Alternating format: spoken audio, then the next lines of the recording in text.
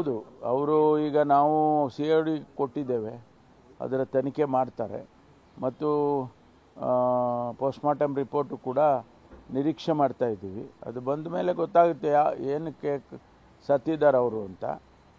ಜೊತೆಗೆ ನಾನು ಕೂಡ ನಾಡಿದ್ದು ಹೋಗ್ತಾ ಇದ್ದೇನೆ, ಹೋಗಿ ಆ ಕುಟುಂಬಕ್ಕೆ ಸಾಂತ್ವನ ಹೇಳಿ ಬರ್ತೇನೆ ಮತ್ತು ಅವರ ಶ್ರೀಮತಿಯವರಿಗೆ ಕೆಲಸ ಕೊಡಬೇಕು ಅಂತ ಹೇಳಿ ನಾವು ತೀರ್ಮಾನ ಮಾಡಿದ್ದೇವೆ. ಅವರಿಗೆ ಕಾಂಪನ್ಸೇಷನ್ ಆಗಲಿ, ಅವರಿಗೆ ಕೆಲಸ, ಅವರ ಶ್ರೀಮತಿಯವರಿಗೆ, ಅವರು ವಿದ್ಯಾವಂತರಿದ್ದಾರೆ ಅಂತ ಕೇಳಿದ್ದೇನೆ.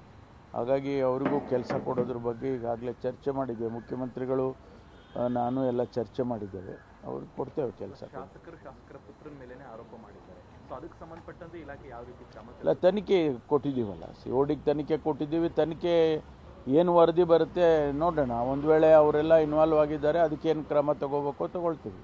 ಹೌದು, ಅವರು ಈಗ ನಾವು CID ಕೊಟ್ಟಿದ್ದೇವೆ, ಅದರ ತನಿಖೆ ಮಾಡ್ತಾರೆ ಮತ್ತು ಪೋಸ್ಟ್ಮಾರ್ಟಮ್ ರಿಪೋರ್ಟು ಕೂಡ ನಿರೀಕ್ಷೆ ಮಾಡ್ತಾ ಇದ್ದೀವಿ. ಅದು ಬಂದ ಮೇಲೆ ಗೊತ್ತಾಗುತ್ತೆ ಏನಕ್ಕೆ ಸತ್ತಿದ್ದಾರೆ ಅವರು ಅಂತ.